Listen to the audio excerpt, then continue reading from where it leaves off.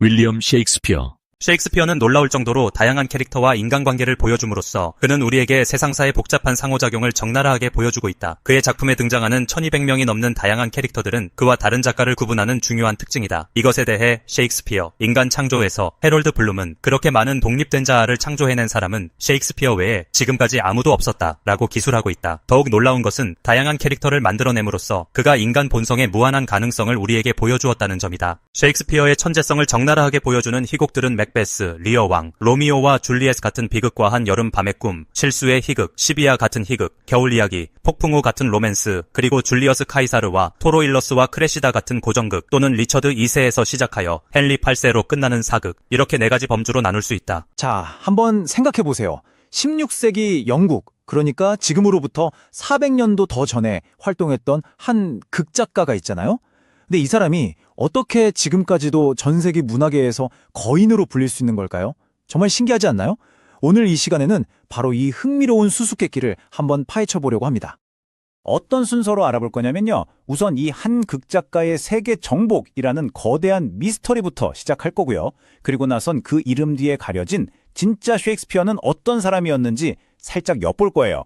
그 다음이 진짜 핵심인데 그의 천재성이 어디서 왔는지 바로 인간성의 발명과 언어의 마술이라는 2가지 키워드로 깊이 들어가 볼 겁니다. 그리고 마지막으로 그의 이야기가 지금 오늘날에는 또 어떻게 재탄생하고 있는지, 왜 아직도 우리 마음을 흔드는지 그 이유까지 함께 찾아보겠습니다. 네, 좋습니다. 그럼 바로 첫 번째 이야기, 그 거대한 미스터리의 문을 한번 열어보죠. 대체 한 명의 극작가가 어떻게 시대를 뛰어넘어서 말 그대로 세계를 정복할 수 있었을까요?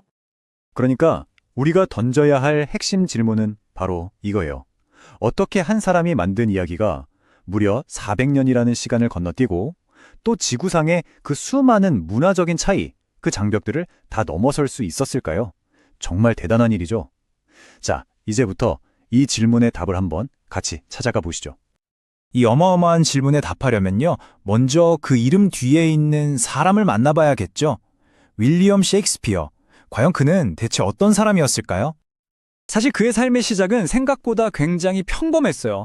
스트랫포드라는 작은 마을에서 태어나서 18살에 결혼하고 성공을 꿈꾸면서 대도시 런던으로 갔던 거죠.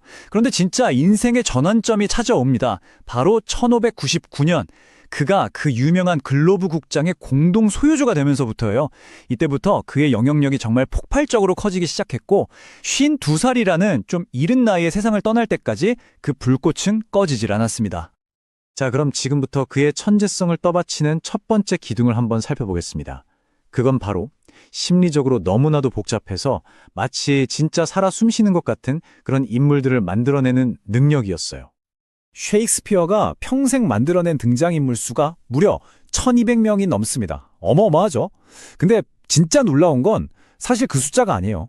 그 수많은 인물 한 명 한 명이 마치 우리처럼 고민하고 뭔가를 간절히 원하고 그렇게 뚜렷한 자기만의 개성을 가진 살아있는 존재 같다는 거죠. 유명한 문학 비평가인 해럴드 블룸이 이런 말을 했어요. 정말 핵심을 꿰뚫는 말인데 셰익스피어 이전에도 이후에도 그만큼 많은 독립된 자아를 만들어낸 사람은 없었다는 겁니다. 그러니까 그냥 캐릭터를 만든 게 아니라 스스로 생각하고 괴로워하는 하나의 완전한 자아를 창조했다는 거죠. 이게 바로 그의 작품이 시대를 뛰어넘는 아주 중요한 이유 중 하나입니다. 자, 여기서 정말 재미있는 개념 하나를 소개해 드릴게요. 바로 아포리아라는 건데요. 이게 뭐냐면 도저히 해결할 수 없는 모순에 딱 부딪혀서 이러지도 저러지도 못하는 그 막막한 상태를 말하는 거거든요. 셰익스피어는 바로 이 아포리아라는 걸 사용해서 인물들에게 엄청난 깊이를 불어넣었습니다. 그리고 이 아포리아를 가장 잘 보여주는 예시가 뭔지 아시겠어요? 네, 바로 햄릿의 그 유명한 족백입니다. 복수를 해야 하나 말아야 하나, 윤리는 또 뭐고, 삶과 죽음은 대체 뭔가, 그 사이에서 끝없이 괴로워하는 햄릿의 모습. 이게 바로 우리 인간이 마음속으로 겪는 그 갈등의 본질을 너무나도 잘 보여주는 거죠. 그래서 그의 캐릭터들은 단순히 영국 사람을 넘어서 우리 모두가 공감할 수 있는 인간 유형 그 자체가 된 거예요. 우리도 왜 뭔가 결정을 못 내리고 망설일 때 햄릿 같다고 하잖아요? 또 걷잡을 수 없는 질투에 휩싸일 땐 오셀로를, 주체할 수 없는 야망을 보면 맥베스를 떠올리게 되는 것처럼 말이죠. 자, 그럼 이제 그의 천재성을 바치는 두 번째 기둥으로 넘어가 볼까요? 이건 바로 언어입니다. 그가 언어의 세계에 남긴 어마어마한 유산에 대한 이야기예요. 이거 정말 믿어지세요? 셰익스피어가 영어에 새로 만들어 놓은 단어가 무려 2,000개가 넘는데요. 이건 그냥 글을 잘 썼다 이 수준이 아니에요. 우리가 지금 쓰는 언어 자체를 조각하고 빚어낸 거나 마찬가지인 거죠. 한번 보세요. 우리가 지금 너무나 당연하게 쓰는 단어들. 아이볼, 그러니까 눈알, 또 에딕션, 중독, 심지어 스웨거라고 하죠? 으스대면서 걷는 거. 이런 단어들조차 전부 셰익스피어의 작품에서 처음 나왔다는 거예요. 와, 만약 그가 없었다면 우리가 쓰는 말들이 훨씬 더 단조로워졌을지도 모르겠네요. 이게 단어에서만 끝나는 게 아니에요. 우리가 흔히 쓰는 표현들 있잖아요. 어색한 분위기를 깨다, break the ice, 아니면 뭐 사랑에 눈이 멀다, love is blind 같은 거요. 이런 표현들도 전부 그가 만들어낸 겁니다. 정말 대단하죠? 400년이 지났는데도 그의 언어가 여전히 우리 입에서 살아 움직이고 있는 거예요. 자, 그렇다면 셰익스피어의 이 엄청난 천재성이 과연 전 세계 각지에서는 어떻게 새롭게 태어나고 있을까요? 지금부터 그 놀라운 여정을 함께 따라가 보시죠. 그의 이야기가 다른 옷을 입으면 어떻게 변할까요? 먼저 일본으로 가보겠습니다. 거장 구로사와 아키라 감독은요, 맥베스의 그 뜨거운 야망을 일본 봉건 시대 사무라이의 비극적인 이야기로 완벽하게 옮겨왔어요. 스코틀랜드의 거친 황야는 안개가 자욱한 숲이 되고 마녀들의 기분 나쁜 예언은 일본 전통극 노예의 신비로운 분위기 속에서 다시 태어났죠. 이건 뭐 완전히 새로운 차원의 비극이 탄생한 겁니다. 이번엔 무대를 아프리카로 한번 옮겨볼까요? 우마바타라는 작품이 있는데요. 여기서는 맥베스의 이야기가 줄루족의 아주 힘찬 리듬과 만납니다.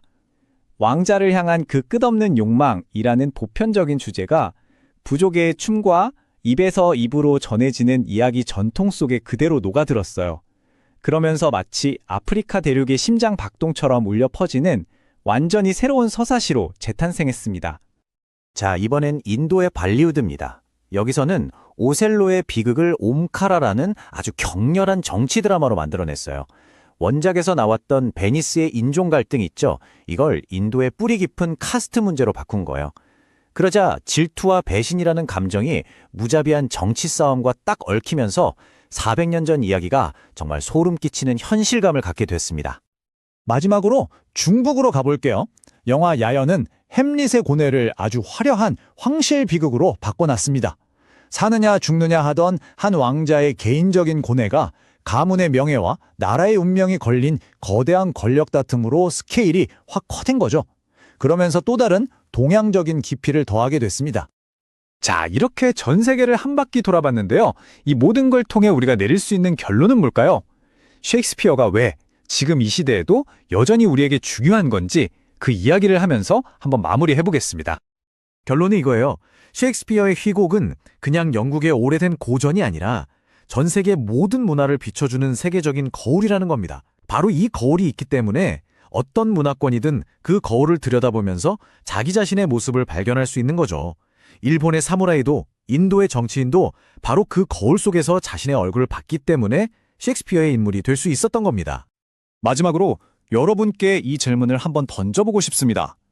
사랑하고 질투하고 야망을 품고 또 괴로워하는 그의 수많은 인물들을 통해 우리는 오늘날 우리 자신의 또 우리 인류의 어떤 공통된 모습을 발견하고 있을까요? 어쩌면 그의 작품은 400년 전의 낡은 이야기가 아니라 바로 지금 여기를 살아가는 우리 자신의 이야기일지도 모릅니다.